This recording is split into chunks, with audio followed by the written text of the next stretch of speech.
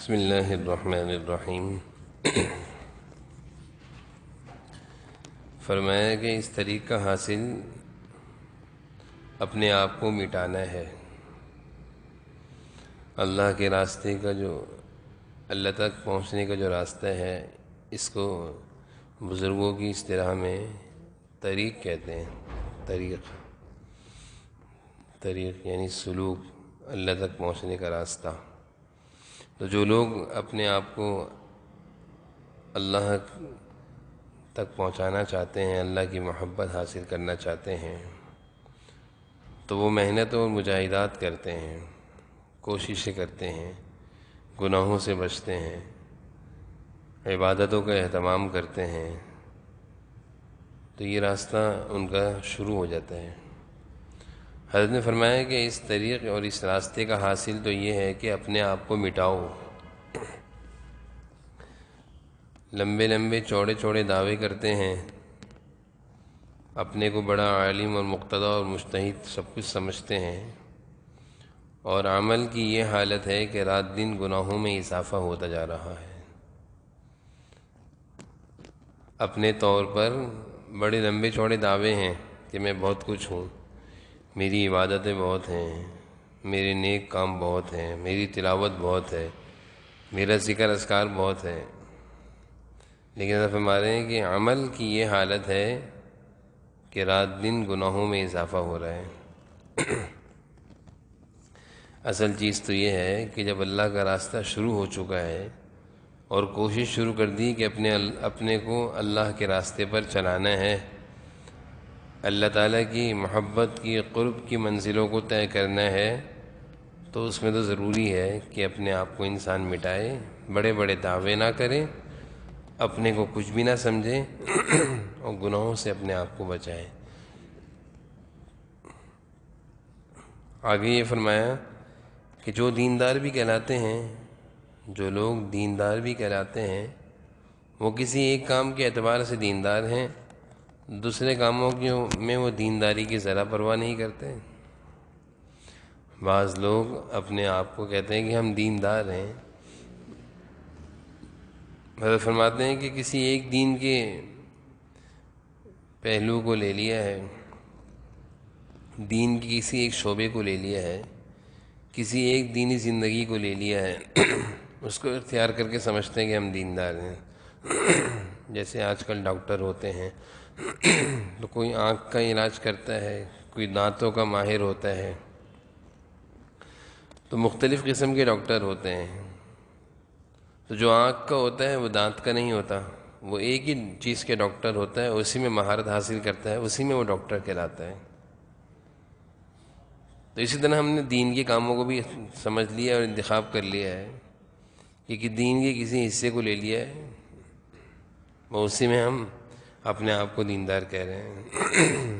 جیسے کچھ لوگ نماز پڑھتے ہیں تو وہ کہتے ہیں ہم دیندار ہیں، نماز پڑھتے ہیں، نماز کے علاوہ ان کو حلال و حرام کی کوئی فکر نہیں ہے، رشتہ داریوں کی نبھانے کی کوئی فکر نہیں ہے، ظاہری وضاقتہ جو دینی ہونی چاہیے اس کی بھی کوئی فکر نہیں ہے، کہنے کو دیندار ہیں۔ سچ مسلمان ہو اور کامل دیندار ہو تو وہ تو سچ بھی بولتا ہے، وہ تو حرام سے بھی بچتا ہے، وہ تو جائز ناجائز کی فکر کرتا ہے، وہ تو کسی کا حق بھی نہیں مارتا، وہ تو کسی کو ستاتا بھی نہیں ہے، اس کی ظاہری وضاقتہ بھی دینداروں جیسی ہوتی ہے، لباس، شکل، صورت، اس کا دل اللہ کی محبت میں مست ہوتا ہے، اس کی باتوں سے بھی اللہ کی محبت ٹپکتی ہے، یہ ہوتا ہے دیندار۔ لیکن ہم نے کیا کیا کہ دین کے کسی ایک پہلو کو لے لیا، جیسے بہت سارے لوگ حلال کی فکر کرتے ہیں، اور یہ بہت اچھی فکر ہے کہ رزق حلال جائز، اپنے آپ کو حرام سے بچاتے ہیں، بہت اچھی بات ہے، لیکن صرف دین اس حد تک نہیں کہ اپنے آپ کو بس حلال اور حرام کے درمیان محدود کر دیا، جائز اور ناجائز تک محدود کر دیا، نہ نماز ہے، نہ روزہ ہے، نہ دین کی ظاہری شکلیں ہیں، اور دین کی اور بھی بہت ساری صورتیں ہیں۔ تو کامل ایمان والا تو وہ ہے جس کے اندر کمال ہو، کمال ضروری ہے۔ اسی طرح حضرت نے اور مثال دی ڈاکٹر کی، مریض کو تو انتخاب نہ کرنا چاہیے کہ اس کی آنکھ، ناک اور ہاتھ پیر میں بیماری ہو تو ان میں سے صرف ایک کا علاج کرے، اس کو سارے جسم کا علاج ضروری ہے۔ یعنی مریض کے لیے یہ نہیں ہے کہ اگر اس کی آنکھ، دانت، چہرے پہ کوئی بیماری ہے تو وہ کسی بیماری میں ایک کا علاج کرے، بلکہ اس کے لیے ضروری ہے کہ وہ پورے جسم کا علاج کرے۔ ڈاکٹر انتخاب کرتا ہے کسی ایک چیز کا، وہ اسی میں اسپیشلسٹ ہوتا ہے، لیکن مریض تو ساری چیزوں کا علاج کراتا ہے۔ تو ایمان والے کی خوبی یہ ہونی چاہیے کہ وہ اپنے آپ کو پورے طریقے سے دینداری والی زندگی پر لے کر آئے۔ اس پر حضرت نے ایک حکایت سنائی کہ کسی مسلمان بادشاہ کے زمانے میں ایک ملحد نے قرآن پر اعتراض کیا تھا۔ کسی مسلمان بادشاہ کے زمانے میں، ملحد کہتے ہیں جو دین سے پھر گیا ہو، گمراہی کے راستے پر چل پڑا ہو، دین کے بارے میں اس پر اعتراض آ گئے ہوں، گمراہ ہو گیا ہو۔ تو اس نے قرآن کریم پر اعتراض کیا تو بادشاہ وقت نے اس کو بلایا، اس سے کہا تمہارا اعتراض کیا ہے؟ تو اس نے کہا کہ اس میں مکرر آیات بھی موجود ہیں، اس لیے خدا کا کلام نہیں۔ یعنی ایک آیت، ایک مضمون قرآن میں دو دو تین تین دفعہ بھی آئے ہیں مختلف انداز میں۔ تو وہ ملحد کہنے لگا، گمراہ، کہ قرآن اللہ کا کلام نہیں ہے۔ کیوں نہیں ہے؟ نعوذ باللہ، کہنے لگا کہ اس میں مکرر آیتیں ہیں، ایک آیت بار بار بھی آئی ہے، یہ خدا کا کلام نہیں ہے۔ اگر اللہ کا کلام ہوتا تو مکرر آیت نہیں ہوتی۔ تو بادشاہ نے اس کو گرفتار کر لیا اور بلایا، پوچھا، جواب وہی۔ بادشاہ نے جلاد کو حکم دیا کہ اس کے جسم کے اعضائے مکررہ میں سے ایک ایک کو کاٹ دو، یہ خدا کا بنایا ہوا نہیں ہے۔ بادشاہ نے جلاد کو حکم دیا کہ اس کے جسم میں جو اعضاء دو دو ہیں نا، جیسے ہاتھ دو، پاؤں دو، ایک ایک کاٹ دو، کیونکہ اس کا جسم بھی خدا کا بنایا ہوا نہیں ہے۔ جس طرح یہ کہہ رہے ہیں نا قرآن کریم اللہ کا کلام نہیں ہے، اس لیے کہ مکرر آیتیں ہیں، ایک جیسی دو دو آیتیں بھی آئی ہیں، تو اس کا جسم بھی اللہ کا بنایا ہوا نہیں ہے، کیونکہ اس کے جسم میں بھی ایک جیسے دو ہاتھ ہیں، مکرر ایک آیت نہیں دو آیتیں۔ تو حضرت نے فرمایا کہ اس نے کیا خوب سزا دی۔ حضرت فرما رہے ہیں اس واقعے سے، اس حکایت سے، اسی طرح آج کل ہمارے بھائیوں نے دین میں انتخاب کیا ہے، کوئی نماز کو ضروری سمجھتا ہے، باقی دینداری چھوڑ دی، بس اس نے نماز کو پکڑ لیا ہے۔ نماز دین کا ایک پہلو ہے، ایک شعبہ ہے، ایک حصہ ہے۔ کوئی روزے کو لازم کر لیتا ہے تو وہ روزے رکھتا رہتا ہے، کوئی حج کی عبادت کو پکڑ لیتا ہے تو وہ ہر سال حج پہ جاتا ہے، باقی اعمال اور عبادتوں کی پرواہ نہیں۔ یہ خطرناک چیز ہے، یہ غلط ہے۔ کسی کے معاملات خراب ہیں، سود رشوت سے پرہیز نہیں، نہ ظلم سے بچنے کا اہتمام ہے، نہ امانت میں خیانت سے بچنے کا اہتمام ہے، حج کر لیا سمجھتے ہیں جنت کے مالک بن گئے۔ بعض حاجی ہوتے ہیں جو نماز کو ضروری سمجھتے ہیں، وہ نماز کے وقت دیندار ہیں اور بہت گڑ گڑا کر دعائیں بھی مانگتے ہیں جیسے بالکل فرشتے ہیں، جہاں مسجد سے نکلے شیطان بھی ان سے پناہ مانگتا ہے۔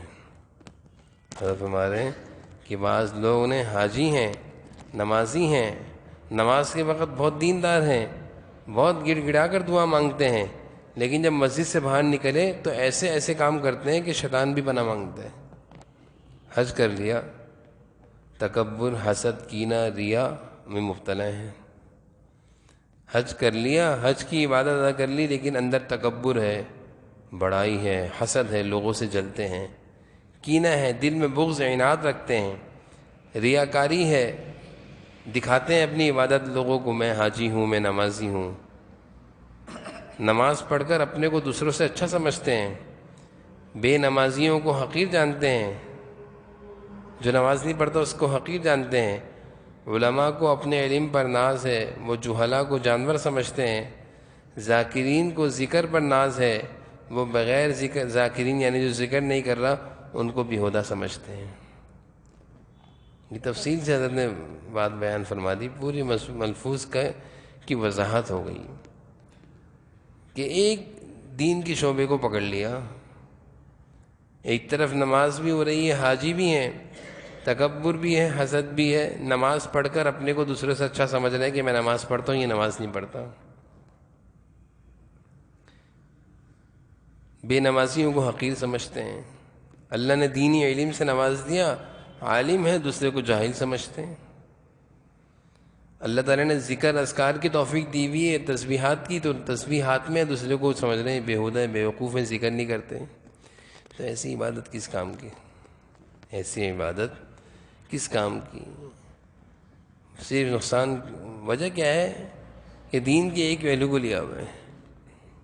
جیسے ایک بزرگ کی حکایت آتی ہے،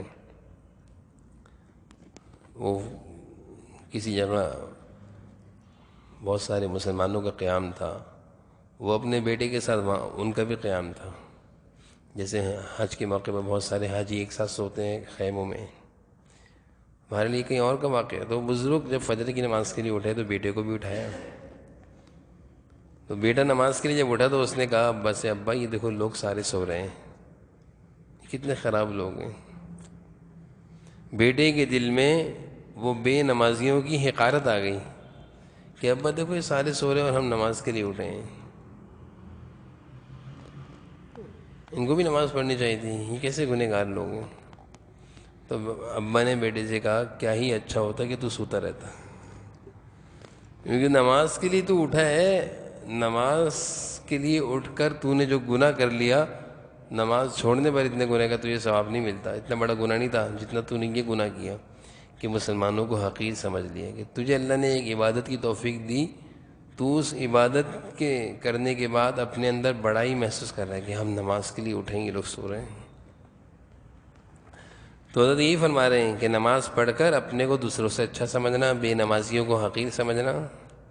ذکر اذکار کی اللہ نے توفیق دے دی ہے، تو جو لوگ ذکر نہیں کرتے ان کو بیوقوف سمجھتے ہیں کہ یہ ذکر ہی نہیں کرتے۔ تو یہ بڑی کمزوری ہے، اور عموماً دینداروں میں یہ چیز آ جاتی ہے۔ دینداروں سے مراد کوئی عالم مفتی نہیں ہے، دینداروں سے مراد دین کے کسی شعبے سے ہم وابستہ ہیں،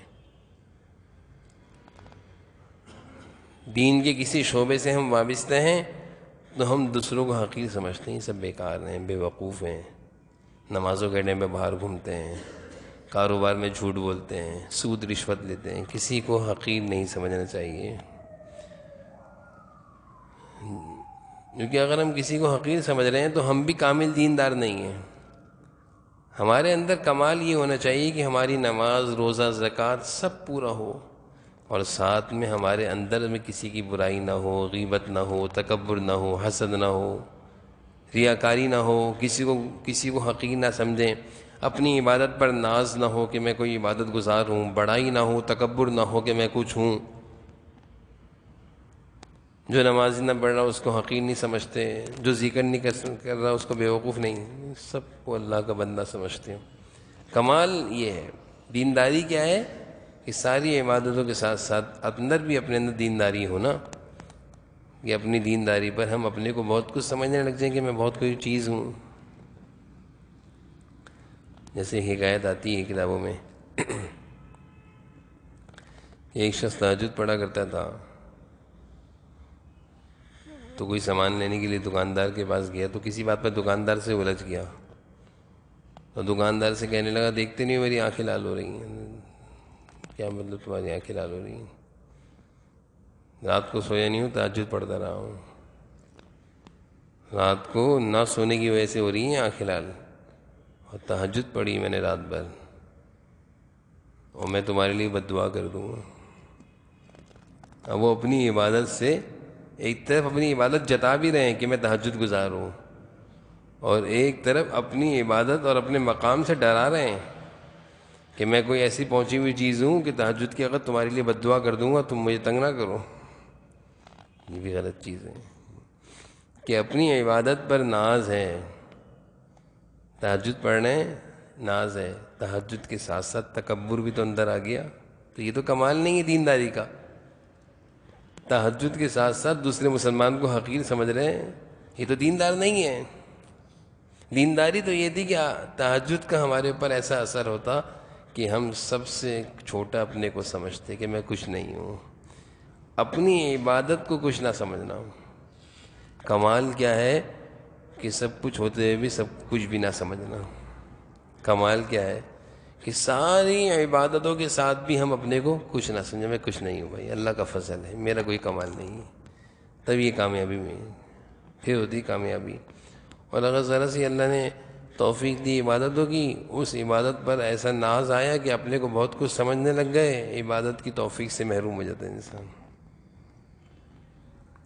عبادت کی توفیق سے انسان محروم ہو جاتا ہے۔ آگے حضرت کا دوسرا ملفوظ ہے رضا اور علم، تکلیف پر اللہ کی مرضی پر راضی رہنا۔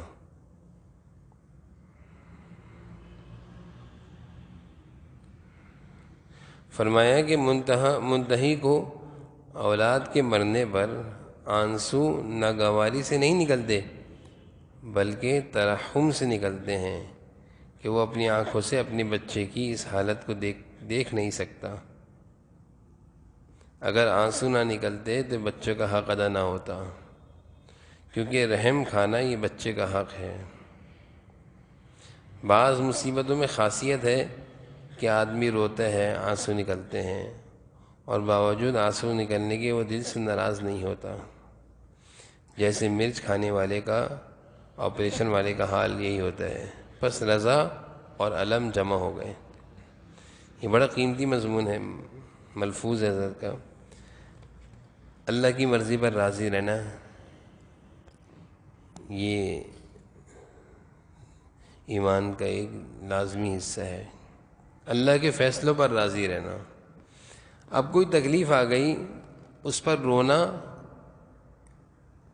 اس انداز سے کہ اللہ کی مرضی پر میں راضی نہیں ہوں، زبان سے شکوے کر رہے ہیں ایسا کیوں ہو گیا، اللہ نے ایسا کیوں کیا، یہ تو ایمان کا خطرہ ہونے کا اندیشہ ہے۔ اور آنسو اس لیے آ رہے ہیں کہ انسان ہے، فطرت ہے، رحم آ رہا ہے، افسوس ہو رہا ہے، صدمے کے آنسو ہیں، تو یہ آنسو برے نہیں ہیں۔ لیکن اگر ایسا رونا ہو کہ جس میں شکوے ہوں، شکایتیں ہوں، اللہ کی مرضی پر رضا نہ ہو، اللہ نے ایسا کیوں کیا، تو یہ غلط ہے۔ اگر کوئی تکلیف پہنچے، کوئی صدمہ آئے، اس پر رونا برا نہیں ہے، اس پر آنسو گرانا یہ صدمے کا حق ہے، صدمے والے کا حق ہے۔ افسوس پر آنسو نکل جایا کرتے ہیں، یہ صبر کے خلاف نہیں ہے، لیکن زبان سے اور دل سے کوئی ایسی بات کہنا، سوچنا کہ جو اللہ تعالیٰ کی مرضی پر راضی رہنے والی نہ ہو، شکوہ ہو، شکایت ہو کہ اللہ نے ایسا کیوں کیا، یہ خطرے کی بات ہے۔ آگے فرمایا کہ طاعت کے ساتھ تقاضۂ معصیت موجب قرب ہے۔ طاعت کے ساتھ گناہ کا تقاضا ہونا یہ موجب قرب ہے، اس میں مقابلہ ہے۔ بہت سارے لوگ کہتے ہیں کہ میں نماز بھی پڑھتا ہوں، عبادت بھی کرتا ہوں، لیکن گناہوں کے خیال میرے اندر بہت آتے ہیں۔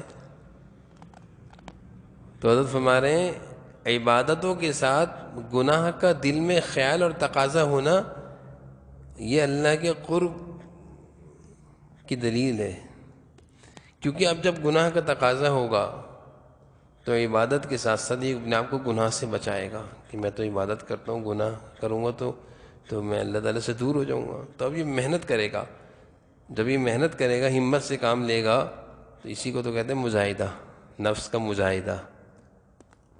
نفس کا جو بزرگان دین اپنے مریدین کو مجاہدات کراتے ہیں کہ بھائی یہ کام نہیں کرنا، کہتے ہیں مجھے تو عادت ہے نہیں کرنا۔ جیسے مثال ہے، کسی کو راستے چلتا ہے، بد نگاہی کی عادت ہے، عورتوں کو دیکھتا ہے، مجھے تو عادت ہے، اللہ والے کہتے ہیں نہیں دیکھنا۔ یا کسی کو عادت ہے بات بات پر قسم کھانے کی، بھائی نہیں کھانی قسم، اللہ والے اصلاح کر رہے ہیں کسی کو عادت ہے جھوٹ بولنے کی، نہیں بولنا جھوٹ. کسی کو عادت ہے بیوی سے لڑنے کی، اللہ والے کہتے ہیں نہیں لڑنا، خاموش رہنا ہے. تو یہ اصلاح ہوتی ہے.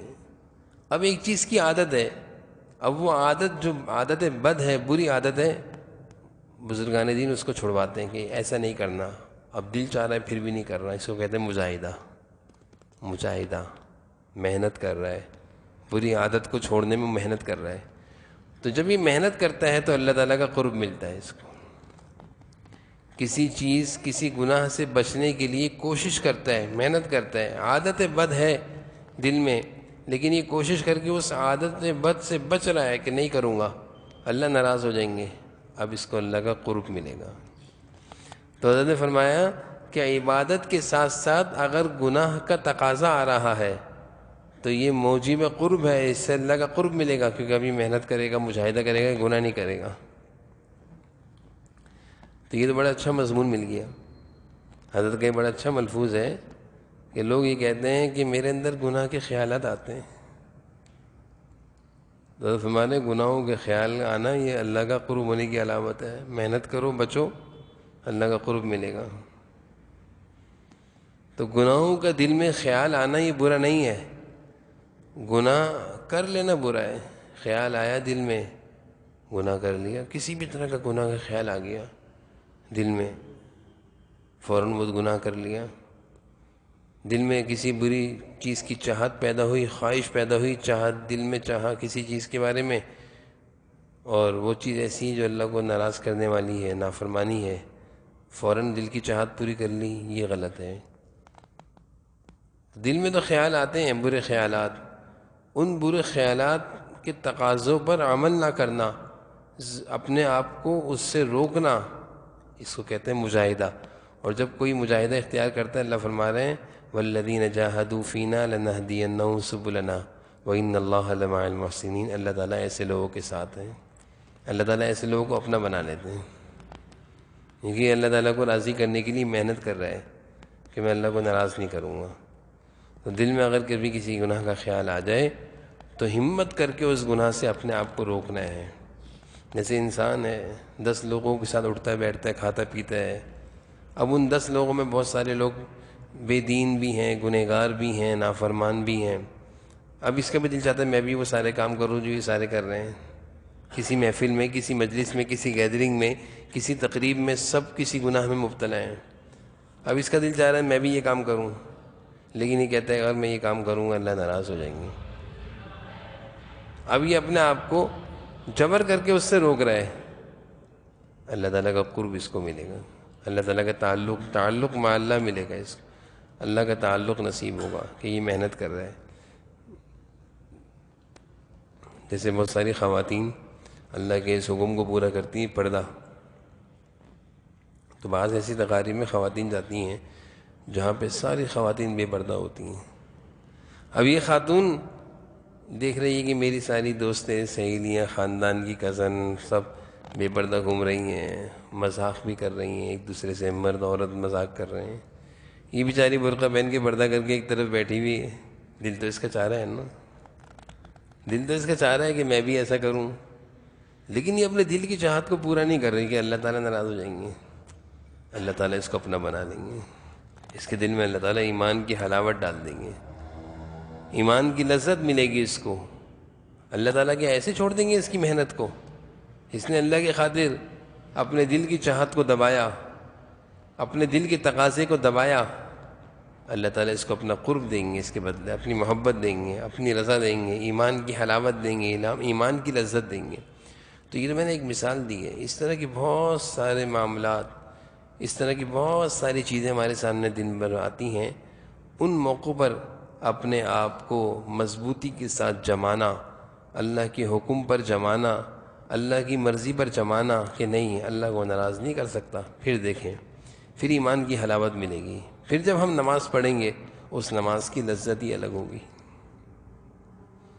جب اس طرح کا تقاضا آیا اور ہم نے اس تقاضے پر عمل نہیں کیا اور اس کے بعد ہم قرآن کریم کی تلاوت کرنے بیٹھ گئے، پھر دیکھیں اس کی تلاوت قرآن کی لذت ہی الگ ہوگی، مزہ ہی الگ ہوگا. اس کے بعد کی نماز کی لذت ہی الگ، اللہ لذت دیں گے، لذت ایمان کی لذت. نماز کی لذت، تلاوت کی لذت، لیکن یہ کب ملے گی؟ جب اس طرح کے برے تقاضوں کو ہم دبائیں گے کہ اللہ کی نافرمانی کا تقاضا میں کوئی پورا نہیں کروں گا۔ اللہ تعالی ہم سب کو ایسا ایمان نصیب فرمائے۔ قال النبی صلی اللہ علیہ وسلم افضل الذکر